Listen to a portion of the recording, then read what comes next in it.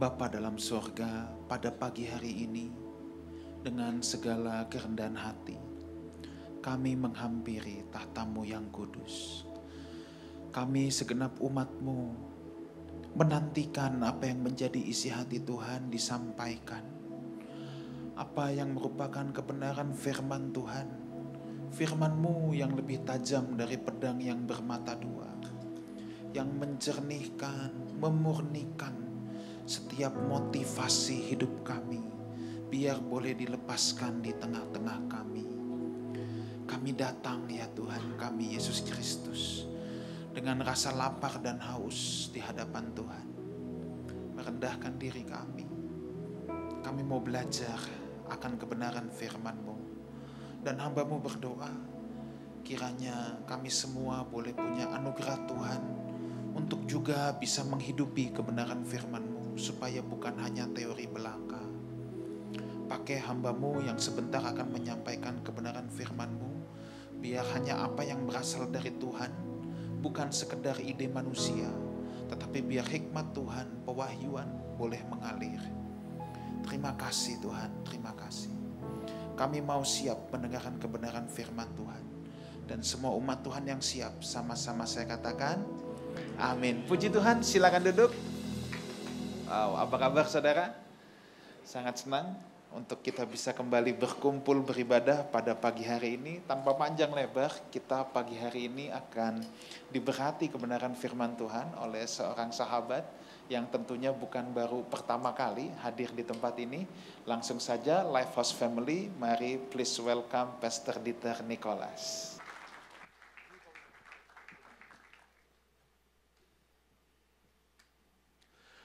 Shalom Bapak Ibu. Sebelum mulai kita berdoa dulu kali ya. Mari kita berdoa. Bapa kami dalam sorga, terima kasih Tuhan buat waktu dan kesempatan yang Tuhan berikan kepada kami untuk kami beribadah bersama-sama ya Bapak. Kami percaya Engkau Tuhan yang hadir bersama-sama dengan kami. Nyatakan pewahyuan firman-Mu buat setiap kami ya Bapa. Biar kebenaran-Mu yang mengajar kami, kebenaran-Mu yang mendidik kami, menyatakan kesalahan kami, memperbaiki kelakuan kami. Sehingga kami pulang dari tempat ini, kami percaya hidup kami, keluarga kami semakin serupa dengan gambaran Tuhan. Di dalam nama Tuhan kami Yesus Kristus, setiap kita yang percaya dan siap diberkati dengan kebenaran firman Tuhan, sama-sama kita katakan, haleluya.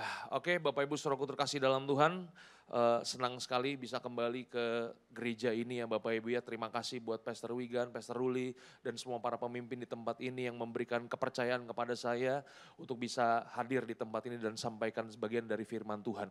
Saya dikasih tema tentang menciptakan atmosfer ya Bapak Ibu ya. Waktu saya dapat tema itu saya rada bingung juga nih apa maksudnya menciptakan atmosfer ya. Karena saya bukan astronot Bapak Ibu ya, nggak bisa menciptakan atmosfer. Saya baru tahu ternyata gereja saudara sedang membahas tentang yang namanya keluarga ya Bapak Ibu ya. Bapak Ibu siap belajar? Ya, sekali lagi nih Bapak Ibu ya, saya bukan pakar keluarga juga bukan pakar pernikahan. Oke.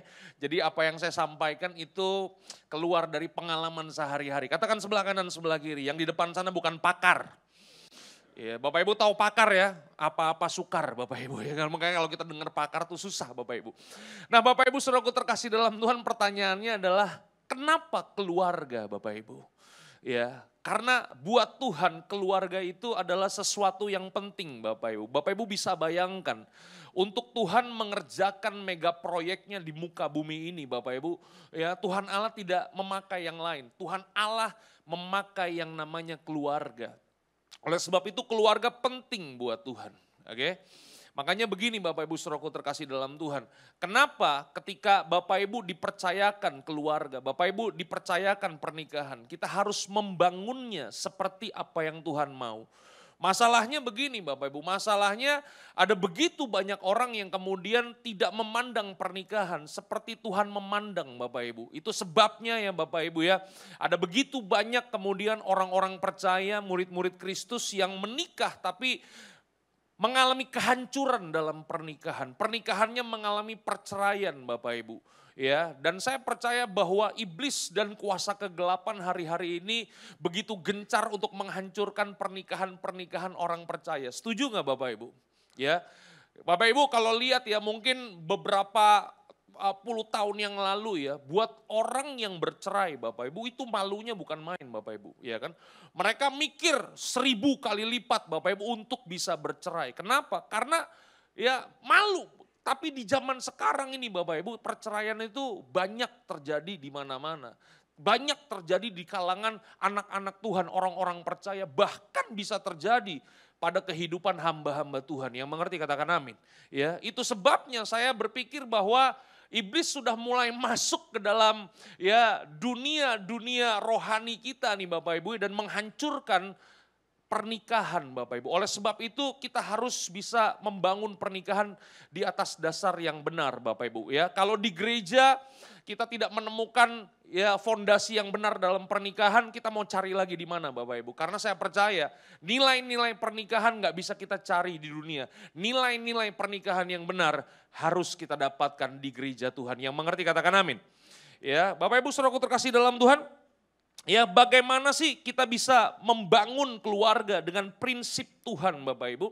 Yang pertama yang saya ingin sampaikan kepada Bapak Ibu, dan Bapak Ibu juga mungkin udah tahu ya, jadi ini hanya sekedar pengingat aja, oke? Yang pertama kita harus membangun pernikahan kita, bahwa pernikahan itu adalah perjanjian, katakan sama-sama perjanjian.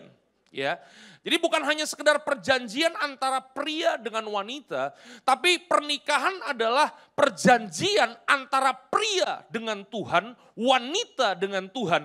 Pria dan wanita berjanji di hadapan Tuhan dan cuman maut yang bisa memisahkan. Katakan sama-sama, cuma maut yang bisa memisahkan. Ya. Oleh sebab itu hari ini Bapak Ibu ya, kenapa Tuhan membenci yang namanya perceraian Bapak Ibu? Karena pada waktu Tuhan merancang pernikahan tidak pernah ada dalam pikiran Tuhan untuk yang namanya kata perceraian. Oleh sebab itu di Lifehouse Family ya, bukan masalah boleh atau enggak. Katakan sama-sama, bukan masalah boleh atau enggak. Ya, tapi buat saya tidak bisa, oke? Ya, tidak bisa bercerai Bapak Ibu. Ya, saya percaya bahwa setiap gereja itu kan punya urusan rumah tangga masing-masing Bapak Ibu ya. Tapi kalau saya sendiri ya memahami bahwa di dalam pernikahan tidak bisa bercerai Bapak Ibu. Oleh sebab itu hari ini Bapak Ibu ya, apalagi buat anak-anak muda nih yang belum menikah dan yang sedang ingin menikah, jangan menikah coba-coba. Katakan sebelah kanan sebelah kiri ya, jangan nikah coba-coba. Ya kan? Karena itu prinsip duniawi banget Bapak Ibu. Banyak orang berkata bahwa ya udah kita nikah, kita coba dulu dah, ya kan? Kalau kita nikah 5 tahun kita masih bertahan, nanti kita akan lanjutin. Tapi kalau kita udah gak cocok, ya kita pisah. Gak bisa Bapak Ibu. Menikah bukan untuk coba-coba. Oke? Sekali maju, saudara harus bakar kapal yang ada di belakang. Katakan sebelah kanan, sebelah kiri. Sekali maju, bakar kapal yang ada di belakang. Iya kan? Sekali memutuskan untuk menikah Bapak Ibu, tidak ada tempat untuk pulang ke rumah orang tua kembali. Yang mengerti katakan haleluya. Karena banyak orang begitu kan Bapak Ibu ya. Ketika menikah, masuk dalam pernikahan Bapak Ibu. Ya kan, kemudian ketika terjadi masalah, pulangkan saja. Itu yang kita nyanyikan Bapak Ibu, pulangkan saja aku. Bapak Ibu saudaraku terkasih dalam Tuhan, hari ini Bapak Ibu harus memandang pernikahan. Pernikahan adalah perjanjian kita, bukan antar sesama manusia, tapi perjanjian kita dengan Tuhan. Oleh sebab itu tidak bisa bercerai. Sekali maju, bakar kapal yang ada di belakang. Oke? Bapak Ibu saudaraku terkasih dalam Tuhan, ya.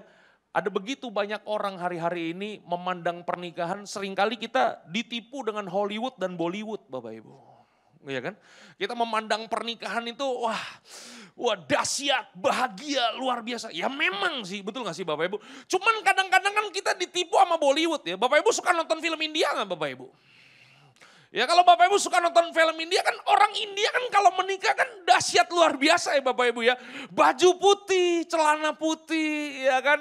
Ya pasangannya juga wah ininya putih, pakai kerudung putih dahsyat. Kemudian mereka berlari-lari di taman bunga, mereka saling kejar-kejaran, mereka ketemu pohon, mereka joget-joget sambil nyanyi. Begitu luar biasa Bapak Ibu. Itu yang kita lihat di Hollywood dan Bollywood Bapak Ibu. Tapi begitu orang ini masuk dalam rumah tangga Bapak Ibu. Masuk dalam pernikahan. Baru tahu dia betapa luar biasanya keluarga dan pernikahan. Hari ini jangan memandang pernikahan dengan kacamata dunia Bapak Ibu. Pernikahan harus kita pandang sebagai sebuah perjanjian. Amin. Sekali berjanji, ya hanya maut yang bisa memisahkan. Oke. Nah yang kedua Bapak Ibu, itu kan tadi saudara udah tahu ya kan. Nah yang kedua, prinsip firman Tuhan apa Bapak Ibu? Yang hari ini kita bisa pelajari Bapak Ibu. Bahwa kita harus memandang pernikahan itu adalah menghayati kesatuan Bapak Ibu. Ya. Jadi pernikahan adalah dua orang yang berbeda. Laki-laki dan perempuan, laki-laki dan perempuannya aja ini udah berbeda Bapak Ibu. Tapi Alkitab katakan apa? Bahwa pernikahan itu adalah menghayati kesatuan Bapak Ibu. Laki-laki dan perempuan dua pribadi yang berbeda masuk dalam ikatan perjanjian dan di dalamnya mereka harus menghayati kesatuan. Kalau di dalam pernikahan kita nggak pernah belajar untuk menghayati yang namanya kesatuan Bapak Ibu, pernikahan kita nggak akan pernah bisa bertahan lama. Setuju nggak Bapak Ibu? Laki-laki dan perempuan Bapak Ibu, jangankan softwarenya Bapak Ibu, bahan dasarnya aja udah beda Bapak Ibu. Betul gak sih? Laki-laki dibentuk dari debu tanah, wanita dibentuk dari tulang. Makanya wanita-wanita berat Bapak Ibu, keras. Iya kan? Karena bahan dasarnya aja udah beda Bapak Ibu, ya kan? Laki-laki ya kan dia maju berjalan dengan logikanya. Betul gak sih? Wanita berjalan dengan perasaannya Bapak Ibu. Ya kan? Makanya orang yang menikah harus kita sadari bahwa orang yang menikah ingin membangun keluarga. Sebenarnya kita sedang masuk dalam sebuah masalah besar Bapak Ibu.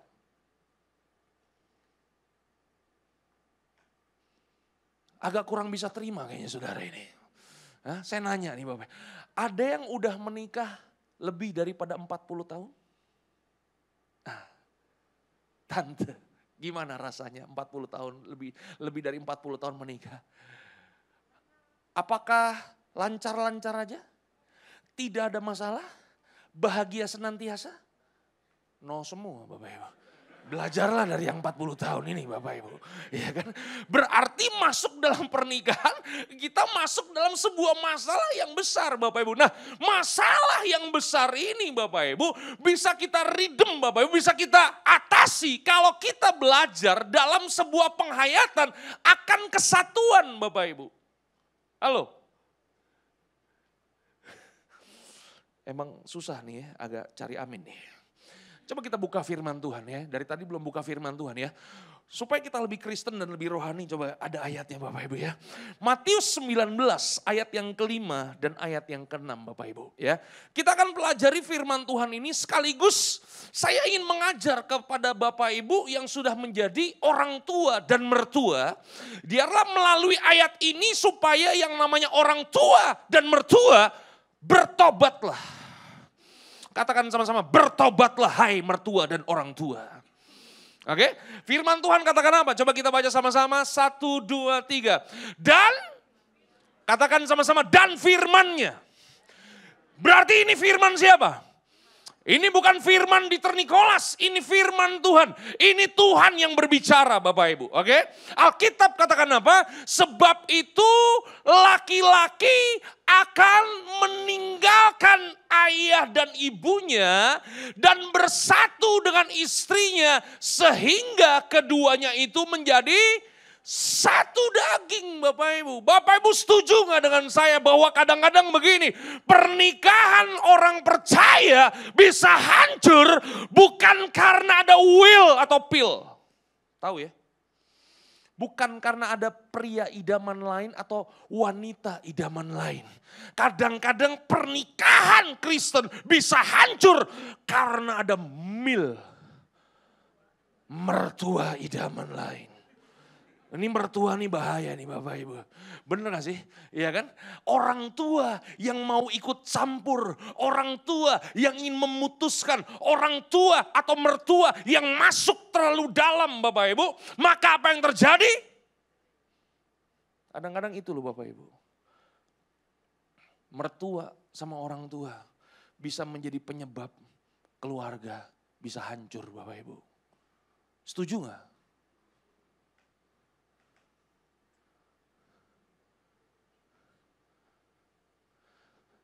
Sebagai orang tua Bapak Ibu, sebagai mertua, kita harus tahu posisi kita Bapak Ibu. Setuju gak? Ketika anak kita sudah memutuskan untuk menikah Bapak Ibu, maka anak kita posisinya bukan ada di bawah kita Bapak Ibu. Posisi anak kita, menantu kita, itu sejajar dengan kita Bapak Ibu. Oleh sebab itu, sebagai mertua, sebagai orang tua, kita udah gak boleh lagi Bapak Ibu untuk masuk terlalu dalam, mengintervensi keluarga baru ini dan cawe-cawe di dalamnya. Katakan sebelah kanan, sebelah kiri, jangan cawe-cawe di dalamnya. Halo? Sebagai orang tua, sebagai mertua, boleh gak kita kasih nasihat? Boleh. Masa kasih nasihat gak boleh? Boleh gak? Boleh. Iya kan? Benar. Ajar firman Tuhan buat keluarga baru ini boleh gak? Boleh. Tapi untuk ikut campur di dalamnya. Dan berusaha untuk memutuskan. Udah gak boleh lagi Bapak Ibu. Kenapa? Karena anak kita, menantu kita. Mereka posisinya sudah sejajar dengan kita. Halo? Berapa banyak Bapak Ibu ada anak-anak kita nih yang sudah menikah Bapak Ibu. Mereka hatinya menderita sekali Bapak Ibu. Dia harus memilih antara keputusan orang tuanya dengan keputusan istrinya. Dan dia ada di tengah-tengah Bapak Ibu. Halo? Berapa banyak menantu kita yang menderita Bapak Ibu. Kenapa? Karena orang tua dari suaminya selalu ikut campur dan cawe-cawe Bapak Ibu. Sekali lagi firman Tuhan berkata, sebab itu laki-laki akan meninggalkan ayah dan ibunya dan bersatu dengan istrinya. Sehingga keduanya itu menjadi satu daging Bapak Ibu.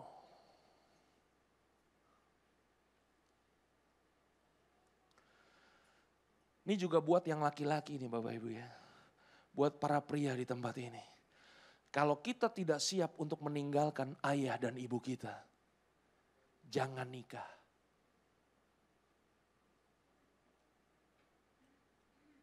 Gak ada amin nih, susah nih ya kan. Hah? Saya ulang ya kan. Buat setiap para pria yang belum menikah, yang ada di ruangan ini, ya kan? Kalau kita tidak siap meninggalkan ayah dan ibu kita, jangan nikah. Ini saya nggak ngajar saudara untuk kurang ajar sama orang tua ya, enggak ya Bapak Ibu ya. Itu konteksnya berbeda Bapak. Saya lagi nggak ngajar kepada saudara untuk kita lupa hubungan keluarga kita, hubungan persaudaraan kita antara kita dengan bukan Bapak Ibu. Tapi begini Bapak Ibu, jangan sampai kita tuh udah menikah, udah punya keluarga sendiri, tapi kita masih terikat dengan orang tua kita. Halo? Yang harus kita tinggalkan adalah keterikatannya itu Bapak Ibu. Tapi kalau saya masih tinggal di Pondok Mertua Indah, bagaimana Pak Pendeta? Ya terserah ya kan. Ya kan? Saudara menikah, uang saudara belum cukup, saudara masih numpang di rumah mertua. Ya gak masalah, kan bukan masalah tempatnya Bapak Ibu, betul gak sih? Tapi masalahnya pemerintahannya harus sendiri-sendiri Bapak Ibu. Gak boleh dicampur, gak boleh cawe-cawe. Itu bahasa apa sih itu cawe-cawe itu? Bahasa politik Bapak Ibu ya. Kebanyakan nonton Denny Siregar Bapak Ibu begini Bapak. Halo? Yang mengerti katakan haleluya. Itu dia Bapak Ibu. Saya ketemu Bapak Ibu ada satu kasus di Kelapa Gading Bapak Ibu. Ada seorang ibu menderita banget Bapak Ibu. Kenapa? Karena suaminya begitu bergantung sama keluarganya Bapak Ibu. Ya kan? Anaknya sekolah bukan suaminya yang biayain. Orang tua suaminya yang biayain Bapak Ibu. Halo? Sampai kadang-kadang nih istrinya ditanya sama orang lain, suamimu kerja apa? Malu dia untuk menyebutkannya. Kenapa? Karena nganggur, hanya bergantung sama orang tuanya. Sekali lagi para pria, ketika engkau memutuskan untuk menikah, engkau harus melepaskan keterikatanmu kepada ayah dan ibumu. Yang mengerti katakan amin. Bukan cuma pria, yang wanita-wanita juga harus melepaskan keterikatannya dari ayah dan ibunya. Halo? Biasa kan anak wanita kan deket sama papanya gitu itu Bapak Ibu ya. Benar gak sih? Iya kan? Satu hari suaminya curhat gitu Bapak Ibu. Menderita juga suaminya nih. Karena istrinya ini selalu dibelain sama papa mertuanya. Dan suaminya ini gak berani sama mertuanya. Kenapa? Karena mertuanya tuh udah badannya gede. Kumisnya kayak gagang telepon Bapak Ibu. Wah ya kan? Jadi begitu digeber sama mertuanya cukup kan pelintir kumisnya. Diem dia. Menderita juga Bapak Ibu. Halo?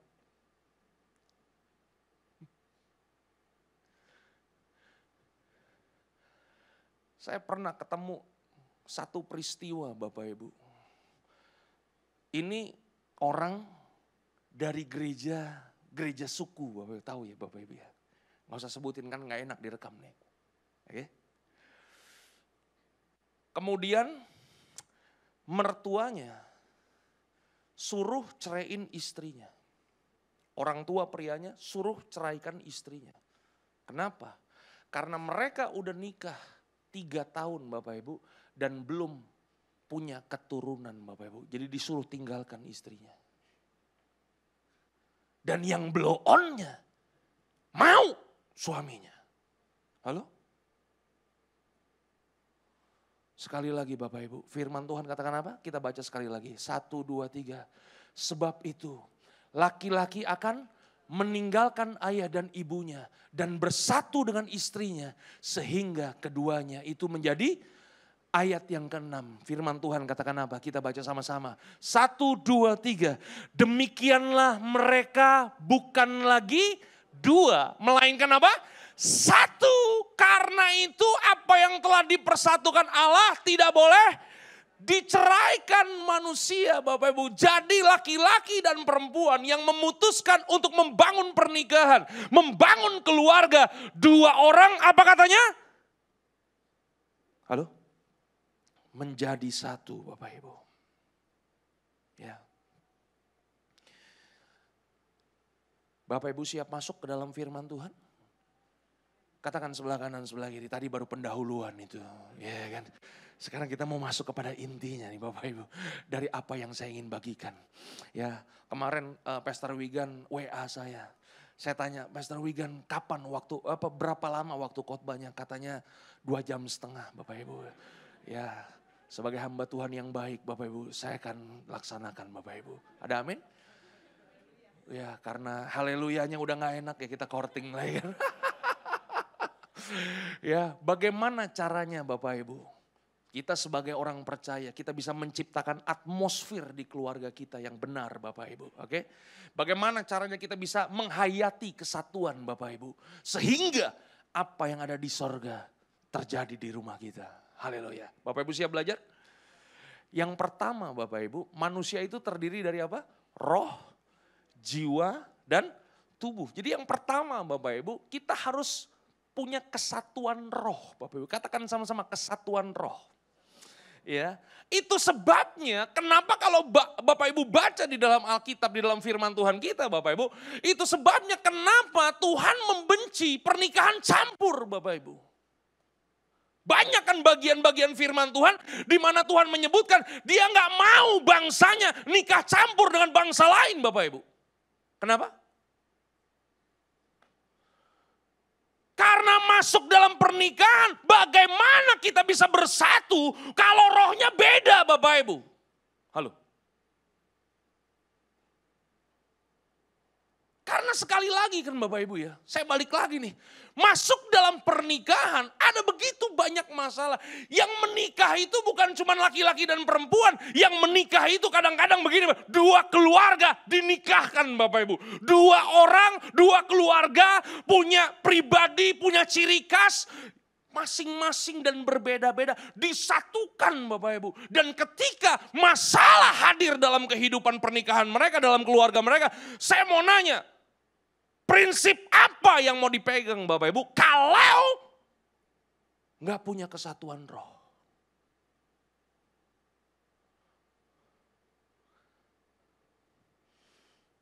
Tapi Pak Pendeta, kan banyak Pak Pendeta. Laki-laki yang diselamatkan, laki-laki yang menerima Yesus ketika sudah menikah. Banyak yang kayak begitu, saya tahu. Tapi bedakan antara penginjilan dengan pernikahan, tolong dibedakan Bapak Ibu. Halo? Kalau Bapak Ibu mau menginjil, menginjil lah. Jangan dinikahin dulu Bapak Ibu. Betul gak sih? Bapak Ibu pernah dengar gak kesaksian Saya mau ngomong, saya kasih kode-kode aja ya Bapak Ibu ya. Kesaksian artis Bapak Ibu yang menikah beda agama. Ini artis lawas Bapak Ibu. Ya. Siapa orangnya? Ya gak enak lah saya sebutkan. Ya. Tapi saya dengar kesaksiannya itu mungkin 10-15 tahun yang lalu ya Bapak Ibu. Waktu dia kesaksian, dia udah dikasih tahu tuh sama orang tuanya, jangan nikah beda agama, jangan nikah beda agama. Tapi karena udah cinta, katakan sama-sama, udah cinta. Dan Bapak Ibu tahu ya, kalau udah cinta, tai kucing rasa coklat Bapak Ibu. Wah dahsyat. Ya kan, pokoknya enggak nih pasti pasangan hidupnya bisa berubah. Ya bisa dia tarik jadi percaya Tuhan. Akhirnya mereka menjalani dan artis ini kemudian bersaksi Bapak Ibu. Waktu masih pacaran ini pasangan hidupnya baik bukan main. Dia mau ke gereja dianterin, pacarnya nunggu di depan. Luar biasa Bapak Ibu. Waktu mereka menikah dan punya 2 orang anak. Kemudian dia berkata begini. Kalau Bapak Ibu nanya sama saya, suami saya baik gak? Suami saya baik.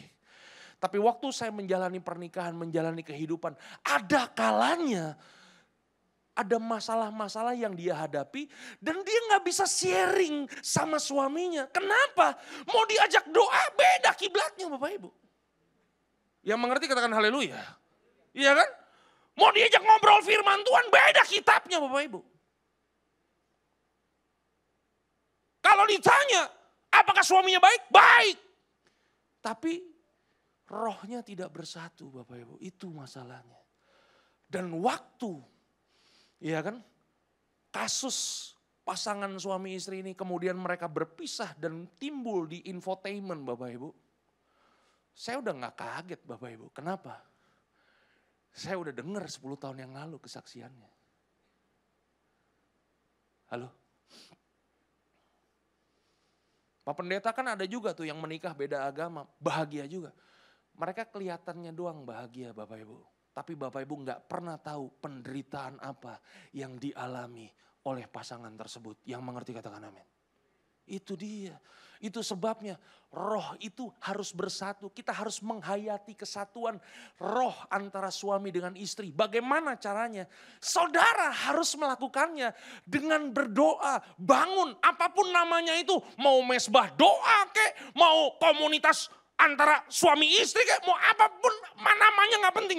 Yang paling penting adalah suami istri harus berdoa.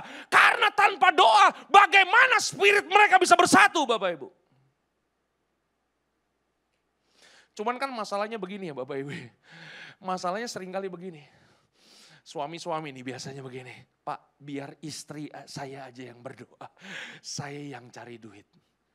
Itu sebabnya kenapa banyak suami-suami tersesat di ladang cari duit Bapak Ibu. Karena yang dia suruh berdoa siapa? Istrinya doang, dia gak pernah berdoa Bapak Ibu.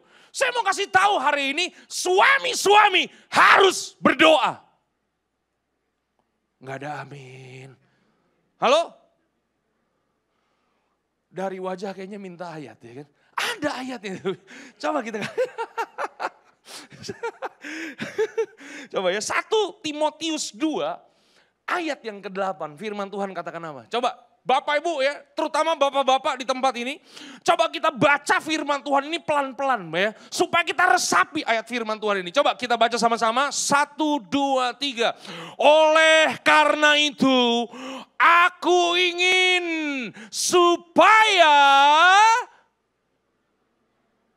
yang keras dong. Ulang, supaya, katakan sama-sama, di mana-mana. Di mana-mana tuh artinya di mana? Ya di semua tempat Bapak Ibu yang kita injak. Ya kita harus, apa katanya? Di mana-mana orang laki-laki itu berdosa. Ada amin Bapak Ibu? Di mana-mana orang laki-laki berdoa apa berdosa? Oh bukan berdosa ya.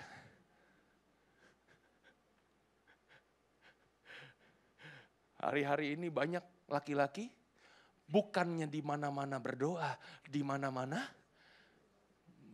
ngerti juga, kayaknya paham juga nih. Di mana-mana laki-laki berdoa, Bapak Ibu. Di gereja laki-laki harus Ini ngerti gak sih Bapak Ibu nih bahasa Indonesia? Ulang saya. Di gereja laki-laki harus, di rumah, di kantor, berdoa Bapak Ibu. Karena kalau laki-laki tidak berdoa, maka laki-laki akan berdosa. Haleluya.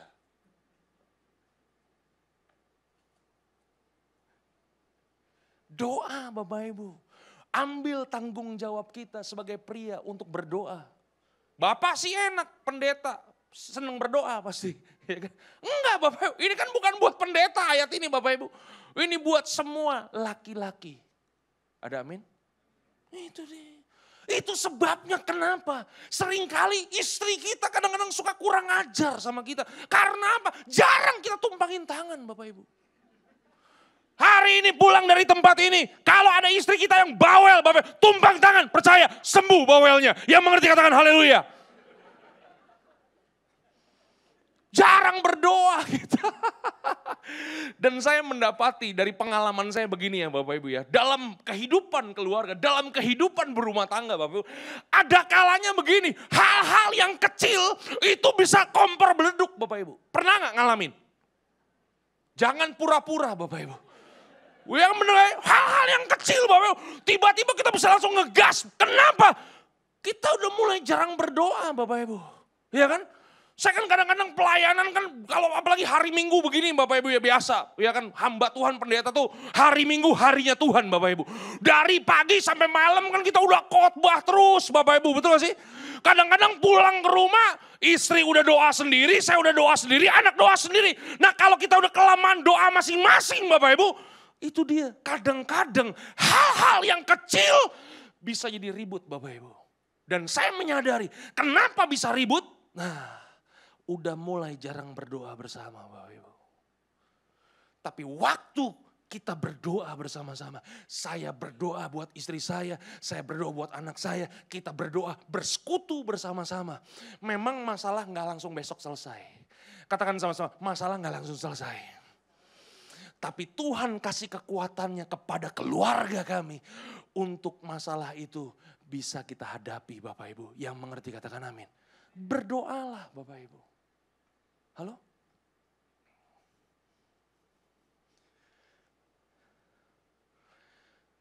Langsung deh yang kedua nih kayaknya. Gimana gitu ya. Yang kedua. Kalau kita mau menghayati kesatuan. Menciptakan atmosfer yang benar Bapak Ibu. Di keluarga kita. Yang kedua, kita harus memiliki kesatuan, penghayatan kesatuan di jiwa kita Bapak Ibu. Katakan sama-sama, jiwa itu harus bersatu Bapak Ibu. Bagaimana caranya supaya jiwa laki-laki dengan jiwa perempuan ini bisa bersatu Bapak Ibu. Dan kita menciptakan gencatan senjata, tidak ada lagi perang dunia di keluarga kita. Nah, saudara harus membangunnya dengan cara ngobrol.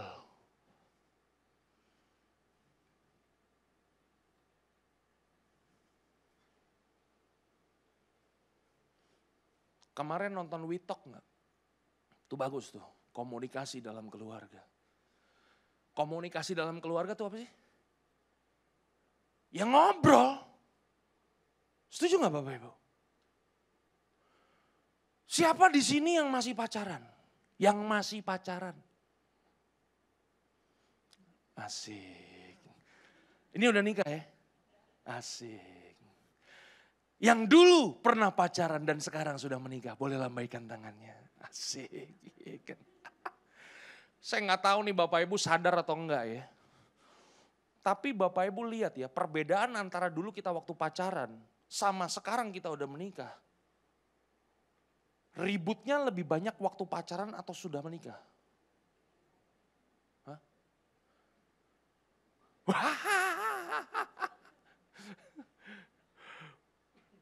Kadang-kadang dalam pernikahan Bapak Ibu ya kan. Waduh, masalah istri naruh baju kotor di atas ember, kita udah bisa naik darah tuh Bapak Ibu. Betul gak? Kenapa? Karena kita udah mulai jarang ngobrol. Tapi waktu dulu, waktu masih pacaran Bapak Ibu ingat ya. Waktu kita jemput pacar kita, nyampe di rumah pacar kita jemput, kita mau nonton. Kalau bisa ya kan kita ambil jalan yang paling jauh Bapak Ibu. Ya kan, ini jarak dari rumah mau ke menonton nih, mau pacaran ya kan Bapak Ibu. Itu cuma 4 menit, kalau bisa 40 menit kita lewatin. Kenapa? Karena kita begitu luar biasa ngobrolnya. Wah kan, iya kan. Malam minggu pukul 7, apa? Aku apel di rumahmu. Masih ingat lagu itu Bapak Ibu? Yang milenial mungkin udah gak tahu Bapak Ibu. Berarti saya tua juga dong. Itu saya masih kecil tuh Bapak Ibu. Bener gak? Waktu kita dulu ngapel ke rumah pacar kita pukul 7. Kita ngobrol sampai jam 11. Tanpa terasa waktu berlalu. 4 jam gak berasa. Sekarang udah menikah 4 jam terasa 4 bulan Bapak Ibu. Lama banget sama pasangan kita. Iya kan? Kenapa? Karena itu kita gak pernah membangun komunikasi. Kita gak pernah ngobrol lagi Bapak Ibu.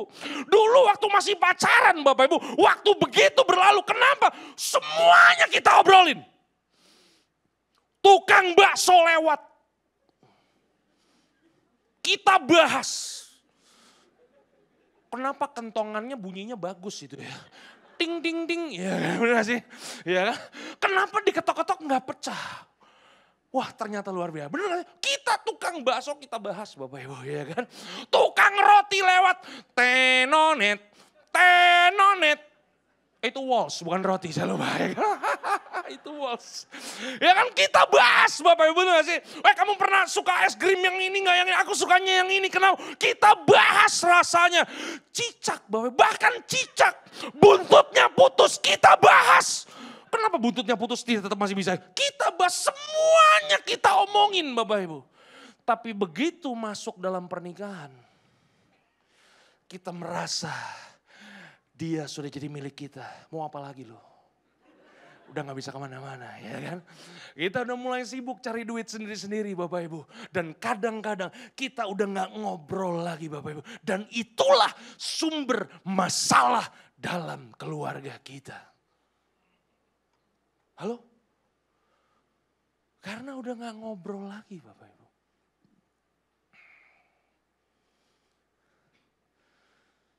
Kita kan udah dewasa semua ya Bapak Ibu ya. Mau saya kasih tipsnya nih, tips. Nggak kalau nggak mau juga nggak apa-apa. Mau nggak tipsnya, tips. Kadang-kadang kan kita gini ya Bapak Ibu, kadang-kadang kita bingung nih ya kan mau ngobrol apa sama istri kita nih kan. Tipsnya adalah siapkanlah anggur Bapak Ibu di rumah. Kita boleh minum anggur nggak? Boleh, tapi jangan sampai mabuk. Siapkan anggur Bapak Ibu. Minum berdua sama istri. Tek, tek, tek, wes. Itu pernikahan udah 20 tahun berlangsung. Kalau kita sambil minum wine ngobrolnya. Itu cicak buntutnya putus bisa bahas lagi tuh Bapak Ibu. Kenapa? Itu dia ngobrolnya jadi enak Bapak Ibu. Yang mengerti katakan amin. Itu dia. Kenapa? Karena begini buat para pria-pria. Wanita itu makhluk ngobrol. Setuju nggak bapak-bapak di sini? Ibu-ibu setuju ya? Wanita itu makhluk ngobrol. Nggak setuju ya? Hah? Makanya begini ya Bapak Ibu ya. Pria itu straight to the point Bapak Ibu. Makanya kalau pria janjian sama pria. Bang Ruli, jangan lupa nanti kita Bang Ruli pelayanan di tempat saya ya. Oh siap bro, udah siap bro doang. Tapi kalau wanita sama wanita janjian, Jeng, kita mau janjian ke sini besok ya Jeng. Jeng tahu nggak Jeng, di Pondok Indah tuh ada toko baru yang toko, iya kan. Ntar lama lari ke Bogor Bapak Ibu. Bisa ke kali, bisa ke politik Bapak Ibu itu. Kenapa? Karena wanita itu makhluk ngobrol Bapak Ibu. Dan waktu dulu Bapak Ibu, waktu saya nggak tahu kebenaran ini, waduh. Saya dulu sebelum menikah, waktu masih sekolah Alkitab, saya pernah baca satu buku yang sangat luar biasa Bapak Ibu. 200 dusta dalam sehari. Dan di buku, itu buku lama Bapak. Dan di itu buku Bapak Ibu, dia menceritakan bahwa wanita itu punya kebutuhan dalam satu hari 500 kalimat. Dari buku itu, buku lama, buku tua. Tapi penelitian hari ini Bapak Ibu, ternyata wanita itu dia punya kebutuhan dalam satu hari minimal 15.000 kalimat. Berapa kalimat? 15.000 Bapak Ibu. Kalau rekor masih dipegang sama ibu mertua. 19.000 Bapak Ibu. Yang mengerti katakan haleluya Bapak Ibu ya. Ya kan? Makanya kalau laki-laki tinggal sama istri dan mertua, menderita sekali pasti itu dia. Haleluya. Jadi kalau saya pulang ke rumah ini dulu waktu belum kita tahu kebenaran ini. Dulu waktu saya pulang ke rumah Bapak, kalau hari Minggu gini kan kita khotbah ini udah berapa ratus ribu kata dari pagi sampai malam Bapak, betul gak sih? Kita udah khotbah, kita udah konseling, kita udah sharing macem-macem Bapak Ibu. Waktu kita pulang, kita mandi. Kan kita mau istirahat ya Bapak Ibu ya. Setel TV, cetek, asik. Di ruang tamu nih, cetek. Datang dia nih, set, ya kan. Datang ya kan. Mulai ya kan. Tadi pelayanan di mana aja? Ada di gereja di Jakarta Barat. WL-nya cowok apa cewek? Ada cewek. Namanya siapa? Ya gue mana tahu namanya, gue gak kenalan. Iya kan? Matiin TV ini, cek. Masuk kamar untuk menghindari pertanyaan selanjutnya nih Bapak Ibu. Ya kan? Masuk kamar dikejar sama dia. Ya kan? Dikejar. Ya kan? Tadi kamu khotbah apa? Ya khotbah firman Tuhan lah, masa khotbah dongeng. Ya kan? Ini udah mulai naik nih Bapak Ibu. Nih. Firman Tuhannya apa? Ya firman Tuhan yang ada di Alkitab, masa firman Tuhan yang mana lagi sih? Tahu nggak istri saya ngomong apa? Kamu kenapa sih? Ditanya diajak ngomong ngegas begitu. Ribut Bapak Ibu akhir. Pulang pelayanan ribut akhirnya. Kenapa? Wanita itu makhluk ngobrol Bapak Ibu. Makanya sekarang begitu tahu kebenaran ini ya kan. Pulang mau khotbah secapek apapun Bapak Ibu. Udah layani aja. Oh gitu. Oke siap. Masa ya kan. Selamat Bapak Ibu yang mengerti katakan haleluya. Harus dibangun Bapak Ibu. Aduh, luar biasa ya kan. Jadi yang pertama tadi apa? Kesatuan roh itu penting ya Bapak Ibu. Kalau kita ingin menciptakan atmosfer. Yang kedua, jiwa. Bangunlah lewat ngobrol Bapak Ibu. Nah yang ketiga adalah tubuh. Katakan sama-sama kesatuan tubuh.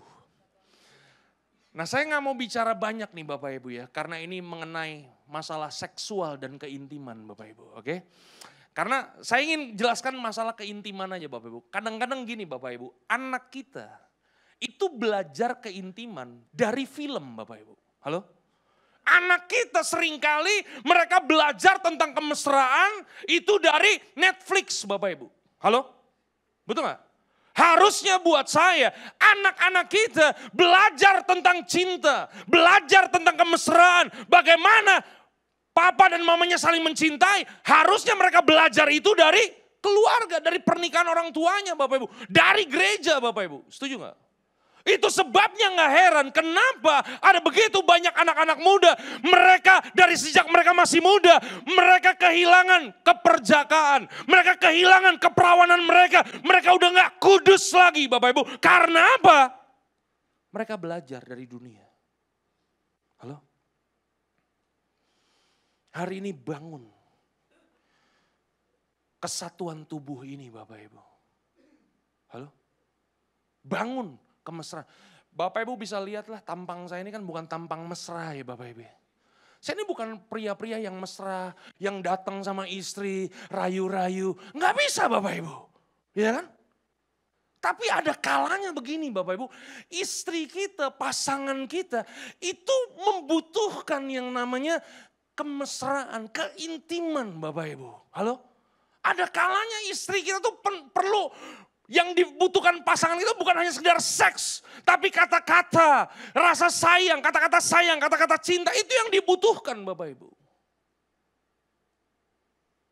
Betul gak? Makanya ada istilah begini kan. Pria itu makhluk seks 1 jam. Wanita itu makhluk seks seharian. Artinya begini. Bagi pria, kita habis marah-marah, kita bisa langsung melakukan hubungan seks. Betul gak? Tapi buat istri kita gak bisa. Itu perlu dibangun Bapak Ibu. Dari pagi sampai malam, itu mesti dibangun atmosfernya. Gak bisa ujuk-ujuk langsung.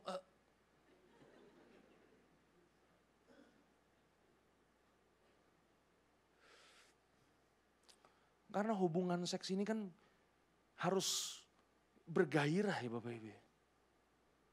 Enggak ya? Mau kaku gitu kayak orang mati. Hah?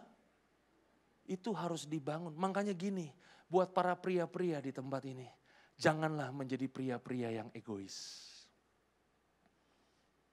Cintailah pasangan kita seperti Tuhan mencintai kita. Yang mengerti katakan amin. Pulang dari tempat ini Bapak Ibu, bangun atmosfer. Karena percayalah, ketika kita membangun atmosfernya, Tuhan akan menyertai dan memberkati pernikahan kita. Tuhan Yesus memberkati Bapak Ibu, sampai keturunan ke-7 dan ke-8. God bless you all, Tuhan memberkati, haleluya. Mari kita mau datang kepada Tuhan Bapak Ibu.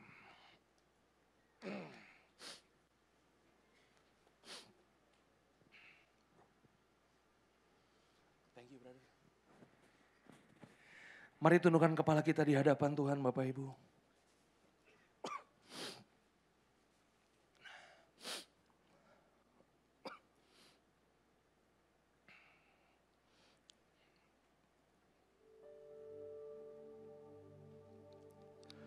Haleluya, haleluya.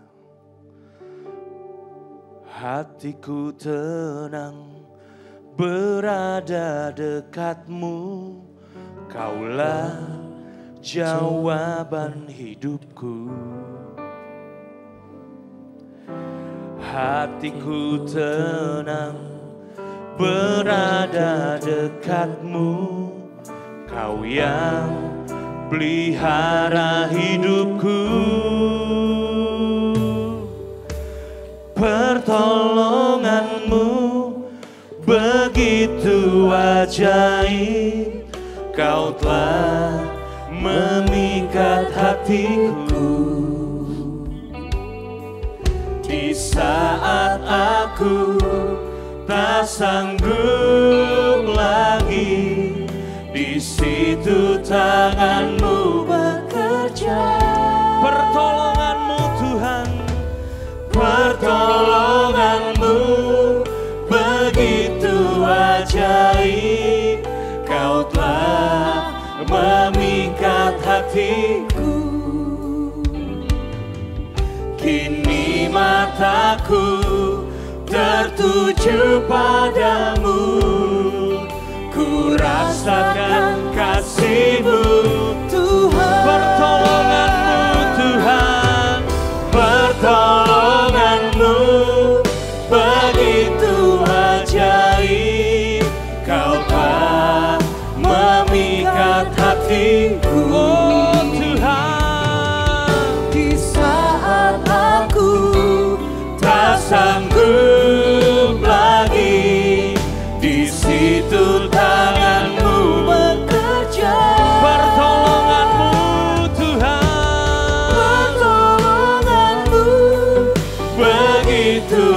ajaib, Kau telah memikat hatiku. Oh Tuhan, kini mataku tertuju padamu. Ku rasakan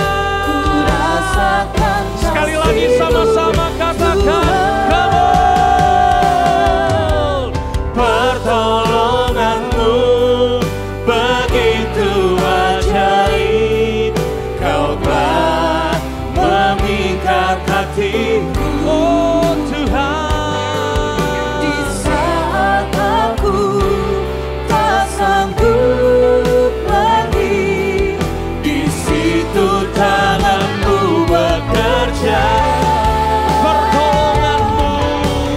Pertolonganmu begitu ajaib, Kau telah memikat hatiku. oh Tuhan, Kini mataku tertuju padamu, ku rasakan kasih-Mu Tuhan. Bapak Ibu boleh buka mata, Bapak Ibu boleh lihat saya. Bapak Ibu, waktu pertama kali saya memulai keluarga dan pernikahan Bapak Ibu, saya nggak punya apa-apa Bapak Ibu. Saya cuma punya motor untuk membawa saya pergi dari satu tempat ke tempat lain Bapak Ibu. Waktu saya mau menikah Bapak Ibu, orang tua dari istri saya meragukan. Ini anaknya mau menikah dengan pendeta, pendeta karismatik lagi Bapak Ibu. Ini anaknya mau dikasih makan apa? Bapak Ibu saudaraku terkasih dalam Tuhan.